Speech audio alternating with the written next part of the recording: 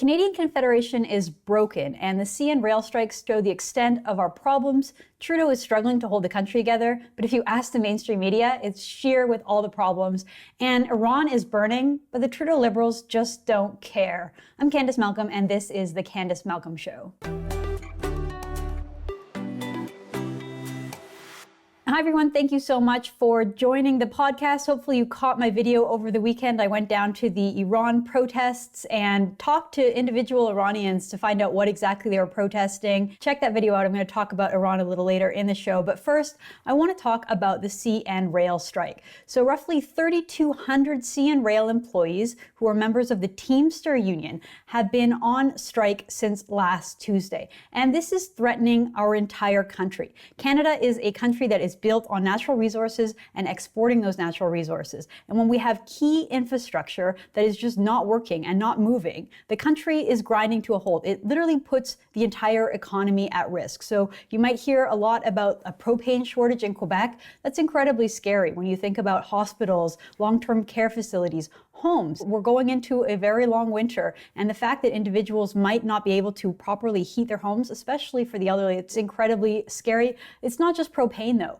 It affects the entire country. Think of farmers on the prairies who can't get their grain to market. Think about grain sitting in grain elevators and other agricultural products that are going to go bad if they don't get shipped to market. Think about people who live in northern communities and the mineral extraction that happens up there. Can't get that to market. Anyone who works in manufacturing, anyone who works in warehouses, all of those jobs could potentially be at risk because railways are not moving, and it shows just how easy it is that one industry can hold the entire country at hostage. 3,200 employees, a union flexing its muscle, and the entire country potentially grinds to a halt. And again, this emphasizes the issues that we have with our lack of pipelines, the lack of infrastructure. Because we don't have the pipelines in place, we don't have that critical infrastructure. When oil comes out of the ground, it needs to go to a refinery, and we don't have that capacity through pipelines. We rely on rail to ship these kind of products. And when you have 3,200 employees from a union holding the entire country at hostage,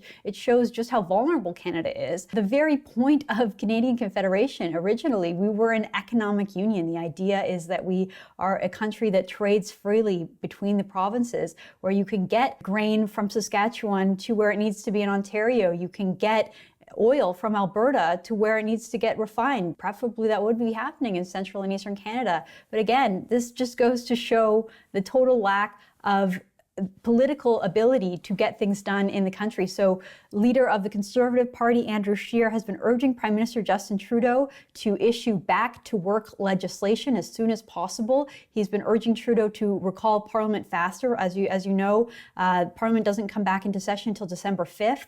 Well, by then, economists are estimating that Canada's economy could be hit with a $3 billion loss, $3 billion over this strike. We shouldn't be waiting. We shouldn't be stuck in turmoil, but we have a prime minister that is completely ineffective. It's almost like he doesn't care. He's barely acknowledged it. He's not doing what he could. Keep in mind the entire SNC-Lavalin scandal all centered on the fact that Trudeau said that he was trying to save some jobs in Quebec, and that's why he had his Attorney General pressure. That's why he tried to intervene in a court decision, because he supposedly cared so much about Canadian jobs. Well, we've already seen layoffs in Halifax over the CN rail strike. Potentially, a lot of people are going to be very hurt because of this strike. Trudeau can't be bothered to take the political action. It shows his failure as a leader, and again, just how broken our country is. We can't even trade. We can't even get our products to market. Now, if you watch the mainstream media, if you were reading the columnists, all the fancy columnists in the fancy newspapers this weekend, you wouldn't really see anything about Justin Trudeau. You wouldn't really see a lot about how damaging and potentially horrible the CN rail strike is and continues to be. No, instead you would only read about Conservative leader Andrew Scheer, because the mainstream media is obsessed with dividing Conservatives. They're obsessed with the fact that they think that Andrew Scheer has to go. So Scheer let go 2 of his top aides over the weekend, and this enabled the media, again, to focus the attention away from the important issues in the country, like the economy, and instead nitpick over Scheer and theorize and talk about whether or not he's going to last the leadership review in April. This is all a distraction. The real problems in this country are not to do with whether or not Andrew Scheer is willing to march in a gay pride parade. That is irrelevant. That is not a major issue in this country,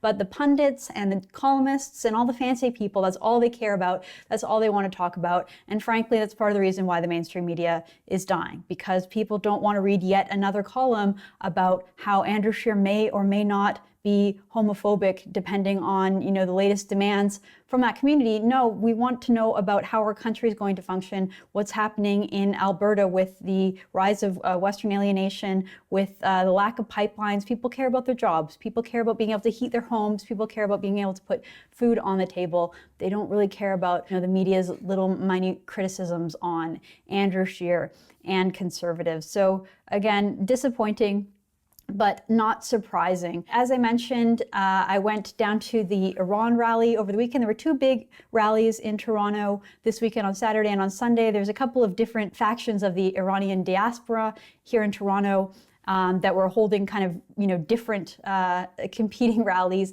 I went to the big one on Saturday. It was in Mallaspen Square. I put out a report. You should catch that. I talked all about how the CBC's reports on the Iran protests are wrong. CBC is lying. And I talked to some individuals who backed that up. Now, that wasn't the only thing that I heard when I spoke to Iranian protesters and human rights activists in Toronto. One of the things that really surprised me was how critical these individuals were of Justin Trudeau and of his MP for Richmond Hill named Majid Jawari. Majid is from Iran originally, and the Iranian people I spoke to really did not have a lot of good things to say about him. They were very critical, very concerned about the relationship between the Trudeau Liberals and the Islamic Republic of Iran. People like Majid Jawari, who's an Iranian Canadian representative of Richmond Hill, who hasn't made any comments or has not shown his face here. Our elected officials, you have to ask them what ties, what relations, and what benefits they have with this regime that they've chosen to remain silent. Canada can do a lot of things. First of all, Canada has to recognize Iranian regime as a terrorist regime, and the security forces of Iranian regime as a terrorist organization.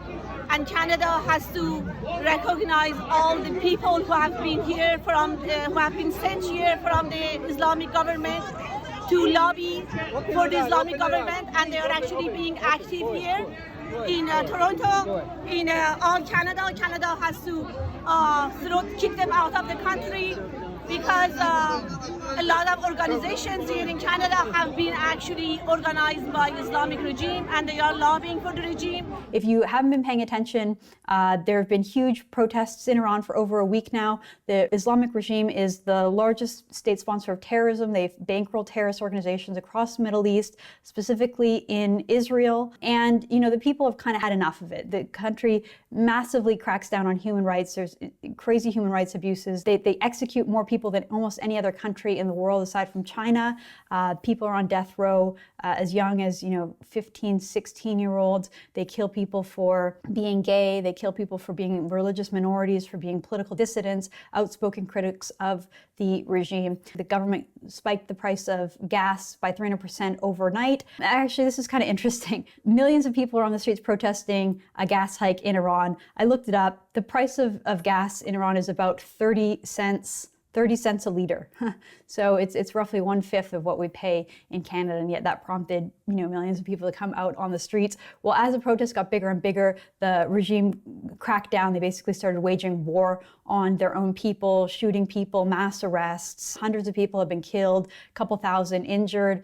Last I checked, 7,000 people had been arrested. Not a good place to be arrested. The Iranian regime is not exactly known for treating its people fairly once they've been locked up. They don't exactly have the rule of law or due process over there. So anyway, when I was talking to the individuals in Toronto, the things that they wanted to really emphasized was the fact that the regime has cut off internet completely, so there's no internet over there, they can't communicate, but also just a total lack of even awareness by Justin Trudeau. He hasn't acknowledged the protests, he hasn't sent out a tweet. One of the things that Justin Trudeau has talked about for the last 4 years is reopening diplomatic relations with the Islamic Republic. And so a lot of the protesters that I spoke to were concerned that Trudeau's relationship with the mullahs, with this tyrannical Islamist regime, was too cozy, that they were too friendly, that there are secret meetings happening behind closed doors, and that is why Justin Trudeau is not speaking out, is not taking a stance for human rights on the world stage. So super disappointing to see, and I think that not just Iranians in Canada, but all Canadians, we expect our Prime Minister to take a stand for human rights.